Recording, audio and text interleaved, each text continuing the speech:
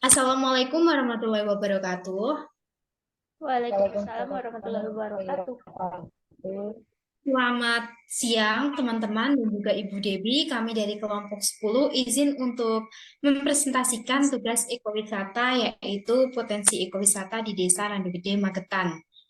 Nah, sebelumnya anggota kelompok 10 sendiri ada saya, Safira Nurulita dengan NIM 015, kemudian ada Rosya Fatihah Nawangwulan dengan NIM 021, dan kemudian Sarah Kwamila Nugroho dengan NIM 022. Langsung saja kita masuk ke pembahasan pertama, tetapi sebelumnya izinkan saya untuk menjelaskan sedikit bahwa kami sebelumnya sudah pernah melakukan suatu proyek yaitu PBL atau Project Based Learning atau pembelajaran berbasis proyek, kemudian dilanjutkan dengan program pemberdayaan masyarakat desa yang didanai oleh Direktorat Pendidikan Tinggi Vokasi dan Profesi, kemudian dilanjutkan kegiatan studi banding sekitar tahun 2022. Nah, jadi kami sudah melakukan pengamatan, riset, wawancara serta analisis potensi wisata yang ada di Desa Randu Gede. Kemudian di topik pembahasan ini kami akan membahas tentang profil wisata, potensi wisata, produk wisata, analisis prinsip ekowisata, analisis visibilitas, 8 aspek analisis visibilitas, carrying capacity, dan dokumentasi. Kemudian untuk pembahasan pertama kita akan membahas tentang profil wisata Desa Randu Gede, Magetan.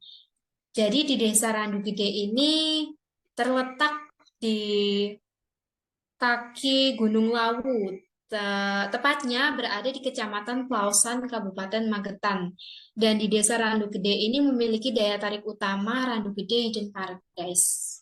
Dan jaraknya Desa Randu Gede ini dengan pusat kota Magetan itu sekitar 6 kilometer.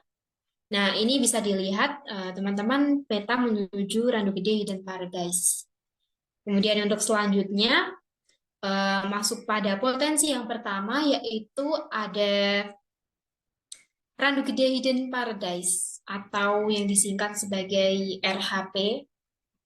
Jadi di RHP ini merupakan wisata induk yang diresmikan tahun 2019 yang merupakan tempat wisata berbasis alam dengan dikombinasikan dengan wisata buatan.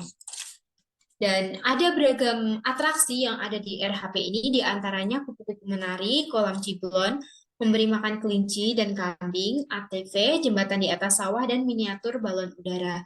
Selain itu, tiket masuk untuk menuju RHP ini cukup terjangkau, sekitar Rp5.000.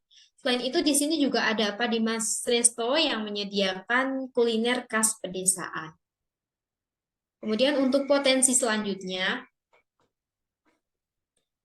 ada budidaya jamur tiram, tepatnya di Dusun Buluk. Jadi di sana ada salah satu petani jamur yang bernama Pak Suyatno yang melakukan budidaya jamur tiram hingga proses produksi jamur yang siap dimakan. Jadi calon wisatawan di sini dapat belajar tentang budidaya jamur dan pengolahan keripik jamur.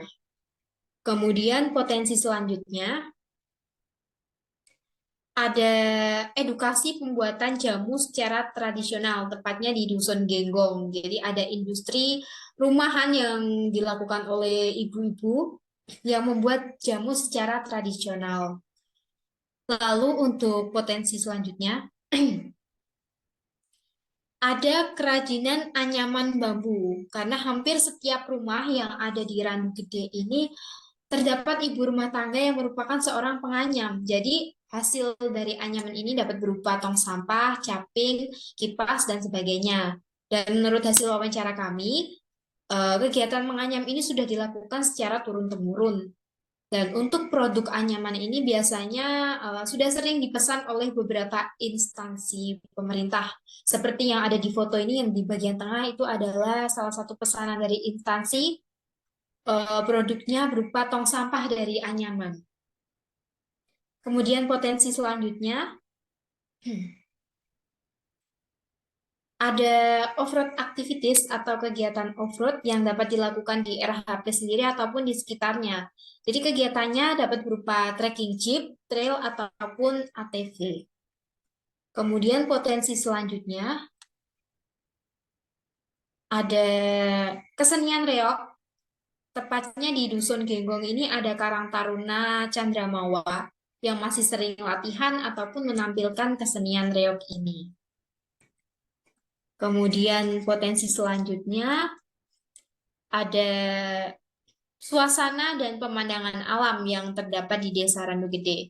Beberapa masyarakat di Desa Randu Gede berprofesi sebagai petani di sawah ataupun di kebun. Jadi bisa dilihat ya, teman-teman di sini ada kebun sayur dan persawahan. Terus di kanan kiri jalan ini ada tanaman pucuk merah dan kemudian kebun jagung.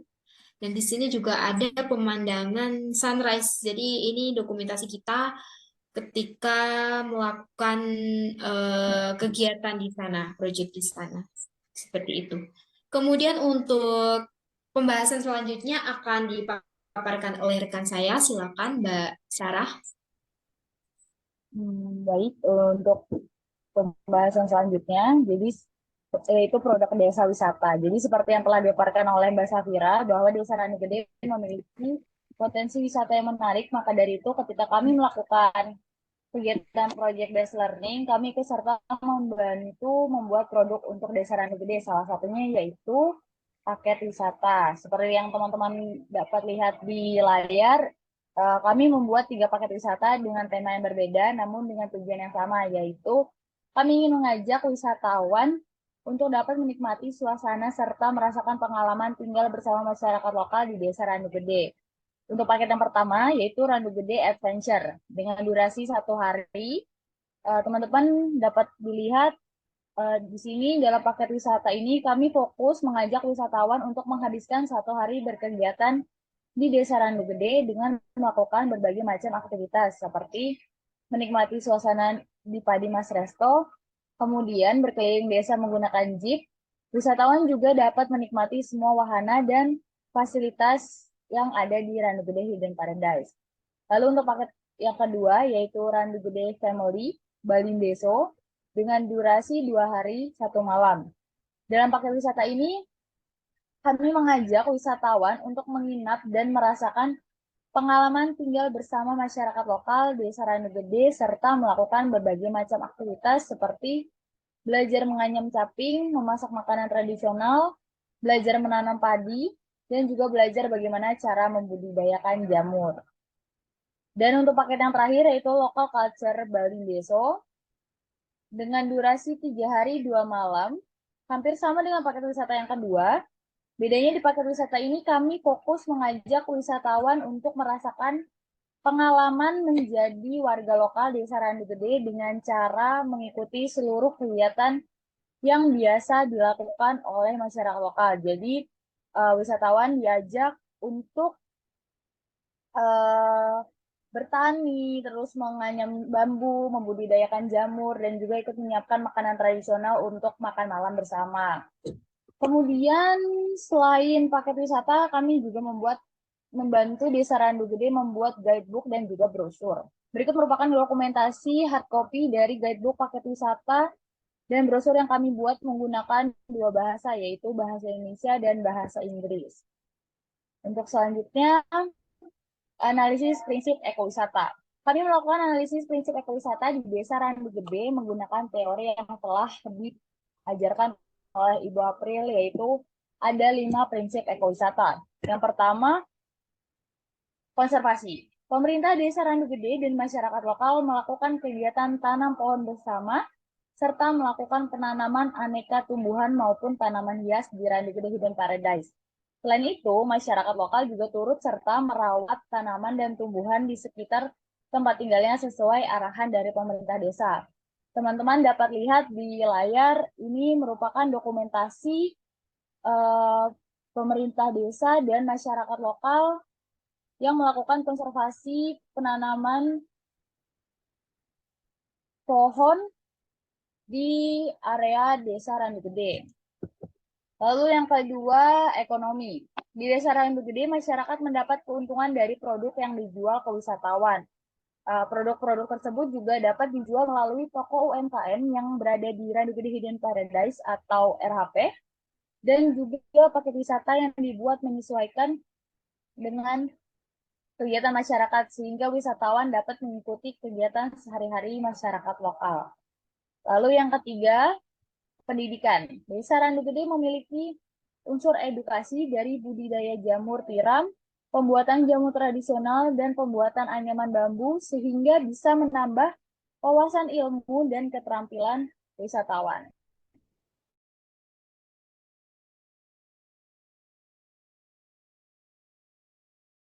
Melakukan kegiatan project based learning dan program pemberdayaan masyarakat desa yaitu P2MD untuk meningkatkan kompetensi sumber daya manusia pariwisata pada masyarakat lokal.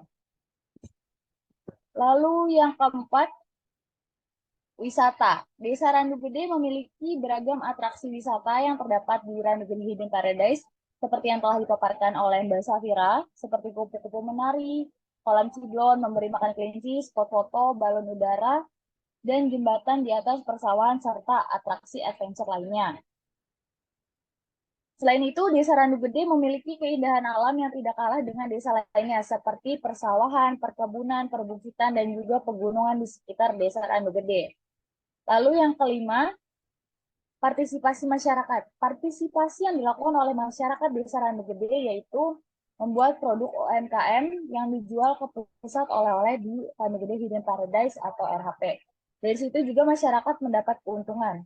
Selain itu, masyarakat juga dapat terlibat langsung dalam kegiatan memandu wisatawan, fasilitator outbound, dan digital marketing setelah mengikuti kegiatan pelatihan oleh instansi. Selanjutnya, analisis visibilitas. Kami menemukan keunggulan serta kekurangan sumber daya yang ada di Desa Randu Gede, yaitu dimulai dari keunggulan sumber daya yang kami bagi menjadi 3, yaitu sumber daya manusia, sumber daya alam, dan sumber daya sosial budaya. Keunggulan sumber daya manusia yang ada di Desa Randu Gede adalah masyarakat Randu Gede memiliki keterampilan dalam pembuatan kerajinan anyaman bambu yang dapat dijadikan caping, kipas, tempat sampah yang dapat dijual. Kalau teman-teman lihat juga, tadi kan Randu Gede Hidden Paradise itu memiliki Padimas Resto.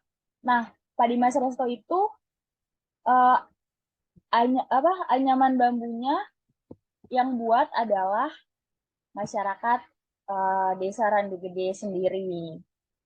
Terus kemudian keunggulan sumber daya alam yang ada di Desa Randu Gede adalah Desa Randu Gede memiliki wisata alam sungai kecil yang melintasi Randu Gede Hidden Paradise yang dapat digunakan untuk jeep tour serta jalanan yang melintasi persawahan dan pegunungan yang dapat digunakan sebagai jalur trek, motor trail, jeep, dan sepeda. Lalu untuk keunggulan sumber daya sosial budaya, Desa Randu Gede memiliki cerita rakyat sejarah nama Randu Gede dan kegiatan menganyam bambu yang sudah dilakukan secara turun-menurun.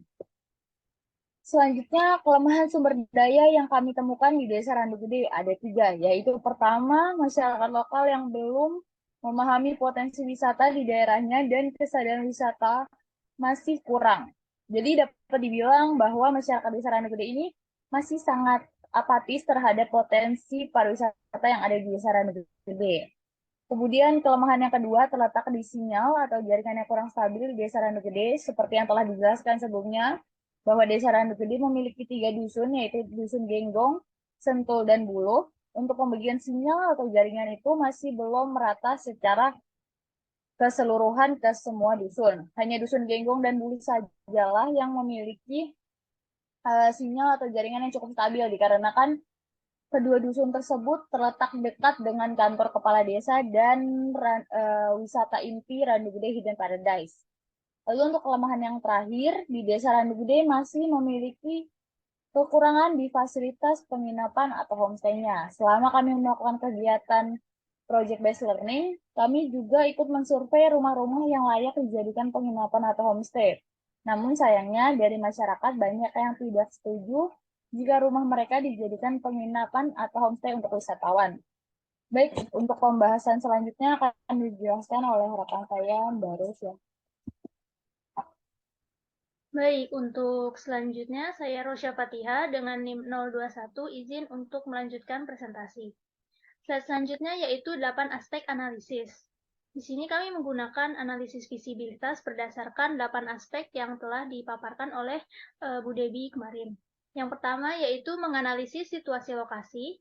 Di sini kami menganalisis lokasi di Desa Randu Gede, yaitu berada di lereng Gunung Lawu yang cukup luas, beriklim sejuk, dan jauh dari pusat keramaian kota. Yang kedua, mengidentifikasi fasilitas dan infrastruktur yang tersedia, yaitu tersedianya toilet, kamar mandi umum, dan musola di Randu Gede Hidden Paradise yang merupakan objek wisata inti, namun belum tersedia penginapan atau homestay yang memadai bagi wisatawan. Yang ketiga, mengidentifikasi profil wisatawan. Desa Randu Gede diharapkan dapat menarik wisatawan dari berbagai kalangan usia, lokal ataupun mancanegara yang tertarik dengan wisata alam berbasis masyarakat, berbasis alam dan juga adventure. Yang keempat, mengidentifikasi daya dukung lingkungan. Ini kami berusaha mengidentifikasi daya dukung lingkungan menggunakan pemaparan daya dukung fisik atau physical carrying capacity atau PCC yang nanti akan saya jelaskan. Slide selanjutnya. Yang kelima yaitu memilih alternatif aktivitas ekowisata yang terbaik. Di sini kami memilih wisata edukasi pembuatan jamu tradisional, budidaya jamur, menganyam bambu, dan alternatif lain selain edukasi yaitu susur sungai dan bersepeda. Yang keenam, aspek yang keenam yaitu mengevaluasi sumber daya manusia yang tersedia. Kelompok kami mencoba mengevaluasi dari Desa Randu Gede ini yaitu masih kurangnya pemahaman masyarakat lokal terhadap potensi wisata yang ada di daerahnya dan kurangnya minat masyarakat untuk ikut terlibat dalam program pelatihan SDM pariwisata sehingga perlu waktu untuk memberikan pemahaman, kesadaran, dan arahan dalam meningkatkan sumber daya manusia pada masyarakat. Aspek yang ketujuh, memperkirakan investasi yang dibutuhkan proyek, yaitu dibutuhkan dana untuk fasilitas homestay yang memadai dan fasilitas jaringan internet. Dan yang terakhir yaitu memperkirakan pendapatan atau keuntungan. Di sini kami menganalisis pendapatan dan keuntungan dari kegiatan wisata diharapkan dapat memberikan dampak positif terhadap ekonomi masyarakat setempat dengan sistem bagi hasil. Sistem bagi hasil ini dibagi antara investor atau pengelola, yaitu dari pihak swasta, dengan masyarakat yang terlibat dalam seluruh kegiatan wisata yang diadakan di Desa Randu Gede ini.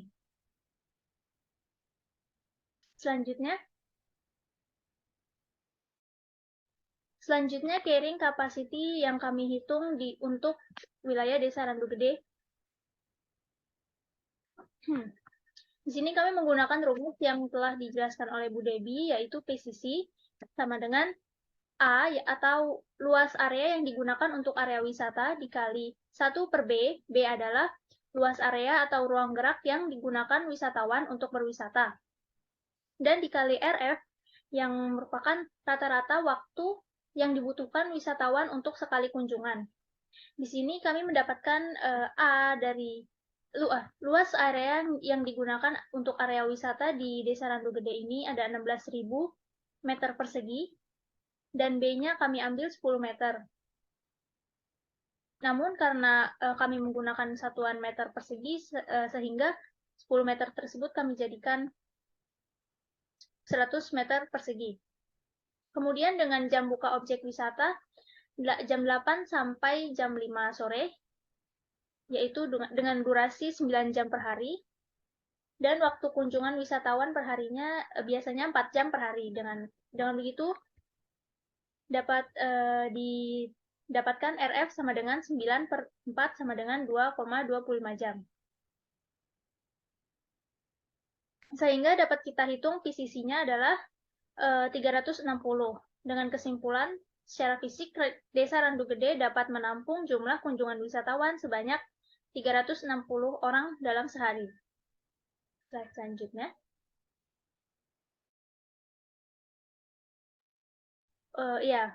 Slide selanjutnya yaitu dokumentasi dari kami yang melakukan program-program pada tahun lalu sekitar.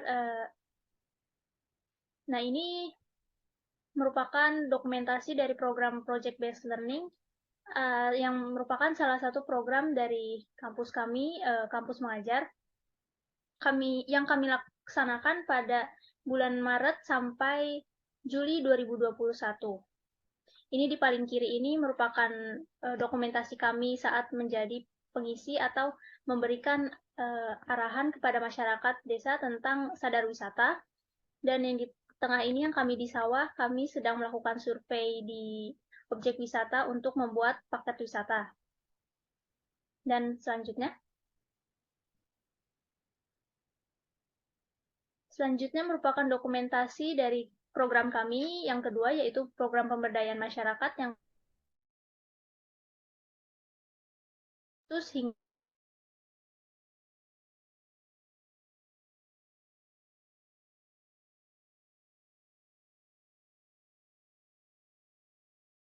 Mohon maaf Kak Rosya, iya. sempat ke-mute ya tadi. Bisa diulangi lagi, mohon maaf. Karena Oh ya, ke-mute tadi. oh ya maaf. Selanjutnya ini merupakan dokumentasi dari program kami yaitu P2MD atau program pemberdayaan masyarakat yang kami laksanakan bulan Agustus hingga April 2022. Ini di sini kami membuat acara pelatihan dan sosialisasi pengembangan sumber daya masyarakat menjadi pemandu wisata, fasilitator outbound, dan bimbingan teknik BIMTEK marketing. Ya, seperti itu. Selanjutnya. Baik, sudah tak terasa pemaparan kali ini sudah berakhir. Kurang lebihnya mohon maaf. Assalamualaikum warahmatullahi wabarakatuh. Dan terima kasih. Waalaikumsalam warahmatullahi wabarakatuh. Terima kasih. Terima kasih.